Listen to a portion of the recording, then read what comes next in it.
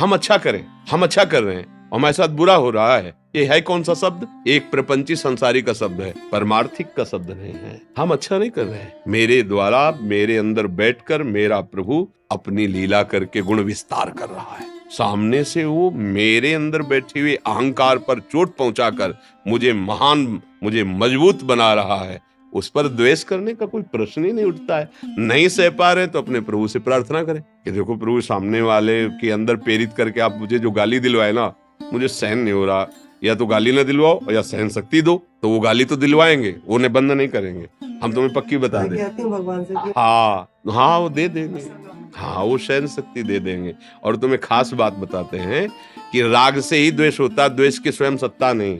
काम से ही क्रोध होता है, कामना न हो तो क्रोध होगा ही नहीं। अगर राग न हो तो द्वेष होगा ही नहीं।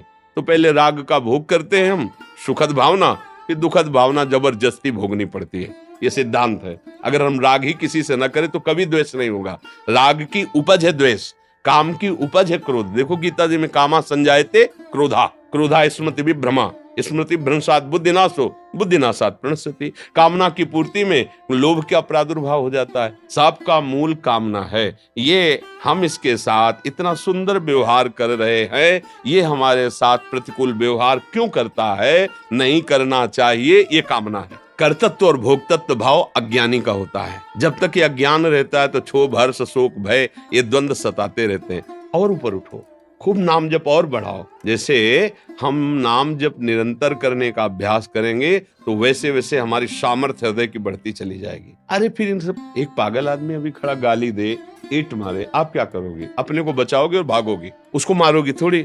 अगर कोई कहेगा भी कि लौट करके आपने गाली क्यों नहीं दी, तो बोले पागल हो तो खुद पागल है। पूरा संसार बावरा है, पागल है। कोई इस व्यक्ति में, कोई इस शरीर में, कोई इस भोग में, कोई इस बात में, कोई काम में, क्रोध में, लोभ में, मोह में, मद में, सब। और कोई भक्ति में पागल है, कोई भगवान के प्यार में पागल है, कोई जगत के प्यार में पागल है। आपको संभल के चलना है, अपने डिपार्टमेंट के पागलों से मिलना है।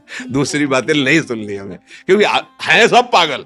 नहीं, कोई प्रेम में पागल भगवान के, कोई माया के प्रेम में पागल। तो अब भाई पागलों के अस्पताल में पहुंच गए हो तो अपना दिमाग संभालते हुए अपने डिपार्टमेंट की बात देख ली, अपना भजन मार्ग का भगवान के भी प्रेम में तो मतवाले बावरे पागल हैं। कितने ऐसे प्रेमी जन है, हमें उनकी बात सुननी है और की बात नहीं सुननी।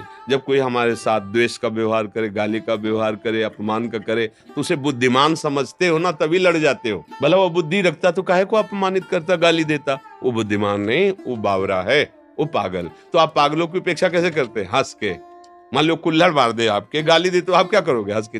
दूसरा आदमी अगर आपसे कहे आपने मारा, अरे यार खुद वो पागल है आदमी, तो खुद वो दया का पात्र है जो गाली दे रहा है, बेचारा बुद्धिहीन, माया से ग्रसित वैसे ही चल रहा है। तुम्हें उसको डांटने की जरूरत, तुम अपने मार्ग में पुष्ट बनो, आगे बनो। अगर अध्यात्म की बात समझो तो, संसार की बात है तो लड़ जाओ, जैसे वो वैसे ही तुम, और दोनों जाओ। जब आपको ऊपर केस चलेगा फिर दोनों ऐसे पूरा जीवन बर्बाद करो। देखो, हमने एक जेल की सजा भोग कर आए हुए व्यक्ति से बात की। हमारा बचपन में स्वभाव था कि जैसे पागल है या कोई कुछ विशेष है तो हम उससे जरूर मिलते थे, राह चलते जैसे गंगा किनारे भ्रमण, और उसके बाद 10-20 मिनट समय देते थे, उसकी मानसिकता को पढ़ते थे। तो वो जब हमें मिले तो उन्होंने दिखाया कि देखो मेरी अंगुलियों में ऐसे वो कील गाड़ी गई, ऐसा ऐसा, और बहुत पीड़ा दी गई। फिर मुझे सजा हुई, 10 वर्ष की सजा भोग कर आया। उनका आपका अनुभव? बोले यहाँ 5 जूते रोज सुबह कोई मार दे तो सह लेना चाहिए, पर कभी जेल जाने वाला आचरण नहीं करना चाहिए। उसके मुख की बात कि यहाँ 5 जूते रोज कोई मुझे मार ले तो सह जाना चाहिए, लेकिन जेल जाने वाला आचरण नहीं करना चाहिए। वो आदमी जो ऐसा अपराध किया, उसका अनुभव देखो। बोला ना, अगर वही बात अगर आप सह जाओ यहाँ तो जेल नहीं जाना पड़ेगा और आपकी स्थिति उठ जाएगी, आपके पाप कर्म नष्ट हो जाएंगे। जैसे आपको कोई गाली दिया, आप सह गए, तो आपका पाप कर्म नष्ट हो गया, वो आपकी बात बना रहा है, आपको आगे चलकर सुख मिलेगा, और वो तो अपने आप भोगेगा। उसका कर्म बिगड़ रहा है। आप कह दो ऐसे लोगों को अगर डांटा नहीं जाएगा तो इनका बल बढ़ जाएगा। नहीं नहीं नहीं, उनका बल और उनके पुण्य क्षीण हो रहे हैं। वो ऐसे खंदक में गिरेंगे, तुम्हें धक्का देने की जरूरत नहीं है। हो सके तो निकाल लेना, पर धक्का देने की जरूरत नहीं। हम लोग अध्यात्म मार्ग के पथिक हैं।